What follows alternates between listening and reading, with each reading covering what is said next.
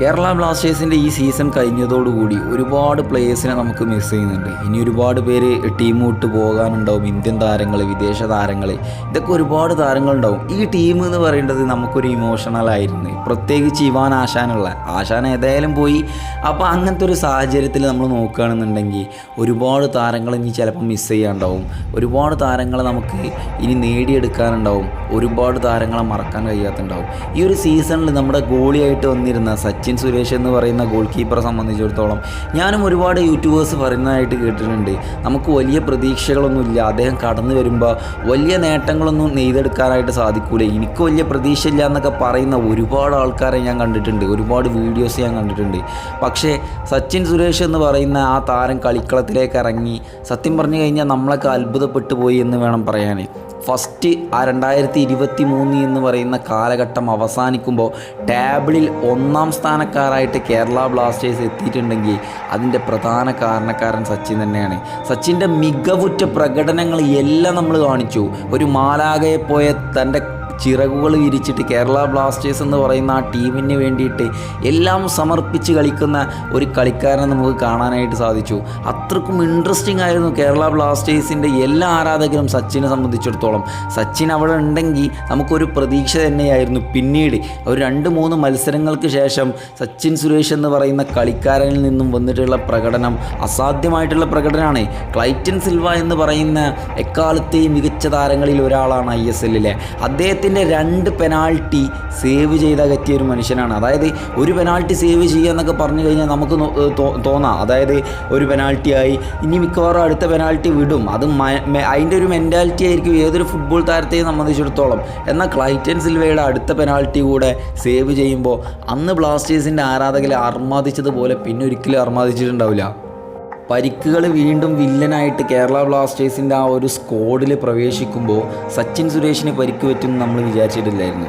സച്ചിന് പരിക്ക് പറ്റിയ ഉടനെ തന്നെ കരഞ്ജിത്ത് വരുന്നു. പക്ഷേ കരഞ്ജിത്തിൻ്റെ അടുത്ത് നിന്ന് നമുക്ക് വലിയ രീതിക്കുള്ള പ്രകടനങ്ങൾ, സന്തോഷിക്കാനുള്ള പ്രകടനങ്ങൾ കാണാനായിട്ട് സാധിക്കുന്നില്ല.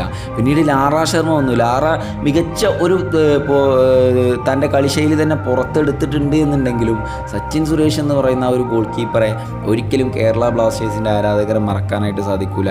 അവനൊരു മലയാളിയായിരുന്നു, മലയാളികളുടെ സ്വന്തം പുത്രനായിരുന്നു, പിന്നീട് മലയാള മനസ്സിൽ കയറി പറ്റിയൊരു മനുഷ്യനായിരുന്നു. അങ്ങനെയൊക്കെ വേണം പറയാൻ. കാരണം സച്ചിൻ അത്രക്കും ടോപ്പായിട്ടുള്ളൊരു പ്ലെയറാണ് എന്ന് തന്നെ ഞാൻ പറയുള്ളൂ. എൻ്റെയൊക്കെ യൂട്യൂബിൽ ഞാൻ ഇട്ടിട്ടുള്ള വീഡിയോസ് നോക്കിയാൽ അറിയാം, ഞാൻ കുറേ പ്രാവശ്യം കേരള ബ്ലാസ്റ്റേഴ്സിനെ എടുത്തു പറയുമ്പോൾ എന്നും സച്ചിൻ സുരേഷിനെ എടുത്തു പറയാത്ത ദിവസങ്ങൾ ഉണ്ടാവില്ല. സച്ചിന് ആ ഒരു ബോക്സും കഴിഞ്ഞ് മുമ്പോട്ട് കയറി വരുന്നൊരു ശൈലിയുണ്ട്. അത്രക്കും കോൺഫിഡൻസ് ആയിട്ട് നിൽക്കുമ്പോൾ ആ മനുഷ്യനിങ്ങനെ അതെങ്ങനെ നിൽക്കുമ്പോൾ നമുക്ക് തന്നെ ഒരു കോൺഫിഡൻസ് ആണ്. കാരണം ആ ഒരു പന്ത് ബോക്സൊക്കെ വിട്ട് വെളിയിൽ വന്നിട്ട് എതിർ ടീമിൻ്റെ അറ്റാക്കേഴ്സിനെ ഡിഫെൻഡ് ചെയ്യുന്ന ഒരു ശൈലിയുള്ള ഗോൾ കീപ്പറായിരുന്നു സച്ചിൻ സുരേഷ് എന്ന് പറയുന്നത്. ഇതൊക്കെയാണ് നമുക്ക് കരഞ്ജിത്തിൽ നിന്ന് മിസ്സായത്. അവസാന ചില മത്സരങ്ങളിൽ നോക്കുകയാണെന്നുണ്ടെങ്കിൽ ഇങ്ങനത്തെ കുറേ കാര്യങ്ങൾ നമുക്ക് നല്ല രീതിയിൽ മിസ്സായിട്ടുണ്ട്. സച്ചിന് പരിക്ക് പറ്റി പുറത്തേക്ക് പോകുമ്പോൾ ഓരോ ആരാധകർക്കും നിരാശയായിരുന്നു. കരഞ്ജിത്ത് വരുന്നു എന്നുള്ളതിൽ നമുക്ക് കുറച്ചൊക്കെ സന്തോഷമുണ്ടെങ്കിലും പിന്നീടുള്ള പ്രകടനം കരഞ്ജിത്തിൻ്റെ അടുത്തുനിന്നും ലാറ ശർമ്മൻ്റെ അടുത്തുനിന്നൊക്കെ നമുക്ക് സച്ചിൻ എന്ന് പറയുന്ന ആ ഒരു ഗോൾ കീപ്പർ ഉണ്ടായിരുന്നെങ്കിൽ നന്നായിരുന്നു എന്ന് നമുക്ക് തോന്നിയിട്ടുണ്ട്. അത്രക്കും ആരാധകർ ഇടനെഞ്ചിലേറ്റിയ ഒരു കളിക്കാരൻ തന്നെയായിരുന്നു സച്ചിൻ സുരേഷ് എന്ന് പറയുന്ന ആ ഒരു മാലാഖ. ഇന്നിപ്പോൾ സീസൺ അവസാനിച്ചു. ഇനി ഒരുപാട് പേര് പോകാനുണ്ടാവും, ഒരുപാട് പേര് തിരിച്ചു വരാനുണ്ടാവും.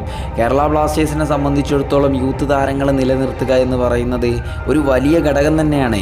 അതുപോലെ ഒരു താരമാണ് സച്ചിൻ സുരേഷ് എന്ന് പറയുന്നത്. സച്ചിനെ നിലനിർത്തുന്നിടത്തോളം കാലം എനിക്ക് തോന്നുന്നു വലിയ രീതിക്ക് നമുക്ക് അടിയറവ് പറയാനൊന്നും ഉണ്ടാവില്ല. കാരണം അയാളൊരു മലയാളിയാണ്, മലയാളികളുടെ വികാരം എന്താണെന്ന് തിരിച്ചറിയാൻ പറ്റുന്ന ഒരാളാണ്. ആൽബിനോ ഗോമസ് എന്ന് പറയുന്ന താരം നമ്മുടെ കേരള ബ്ലാസ്റ്റേഴ്സിൽ മികച്ച രീതിയിൽ പ്രകടനം പുറത്തെടുത്തിട്ടുണ്ടായിരുന്നു. പക്ഷേ ആ കൊല്ലത്തെ ഡിഫൻസിൻ്റെ മിസ്റ്റേക്കും മിഡ്ഫീൽഡേഴ്സിൻ്റെ മിസ്റ്റേക്കൊക്കെ കാരണം കൊല്ലം വളരെയാണ്ട് രൂക്ഷമായിട്ട് പോയി എന്ന് വേണം പറയാൻ. പിന്നീട് ഗില്ല് കടന്നു വന്നു. ഗില്ല് ഗോൾഡൻ ഗ്ലൗവുമായിട്ടാണ് ബ്ലാസ്റ്റേഴ്സ് വിട്ടത്. അതുപോലെ ഒരു ഗോൾ കീപ്പറായിട്ട് കടന്നു വരട്ടെ എന്ന് നമുക്ക് പ്രാർത്ഥിക്കേണ്ടിയിരിക്കുന്നു.